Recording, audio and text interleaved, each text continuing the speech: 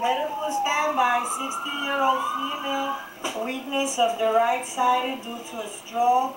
During a stroke, 2 million brain cells die every minute. That's why doctors at Harlem Hospital are conducting a drill with a volunteer to decrease the time it takes to treat future stroke patients. How many fingers do you see? When a stroke occurs, blood flow to a region of the brain is blocked.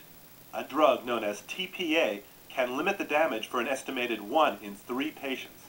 The clot buster busts open that clot, that blockage, and restores blood flow. It's like a roto-rooter. Yes. But using TPA requires speed and special expertise.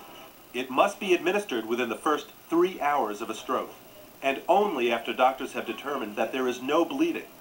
Giving this powerful drug during bleeding can be fatal. But I think we can go ahead and give the TPA. Okay. The big problem has been giving it to patients within the 3-hour time limit. And currently there are only about 300 stroke centers like Harlem Hospital in the United States. But thanks to the internet, physicians at those stroke centers are helping doctors at other hospitals beat the clock by figuring out who should get the TPA. Say hello.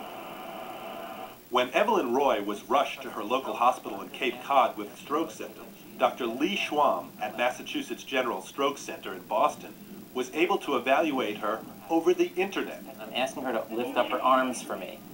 He instructed the local doctors to give her TPA. It was a miracle. Cracking that 3-hour barrier is so important because of the length of time it takes for patients to recognize their symptoms, get to the hospital, and get the full evaluation that they need. I couldn't really communicate. I couldn't verbalize anything. There's also new hope for patients like 46-year-old Jeff Porter, who didn't get to the hospital in time for TPA. Here you can see the artery is blocked. Dr. Schwam gave Jeff a new drug made from the saliva of the vampire bat, which is being tested in patients 3 to 7 hours after a stroke. The bat venom is like a heat-seeking missile that goes right for the blood clot in the brain and ignores the blood clots in the rest of the body. Starting to feel better. And then, by the next day, and, starting to stand and walk around. The hope is that drugs like these, fast work by physicians, and increased patient recognition of symptoms will help save even more lives. Dr. John LaPook, CBS News, New York.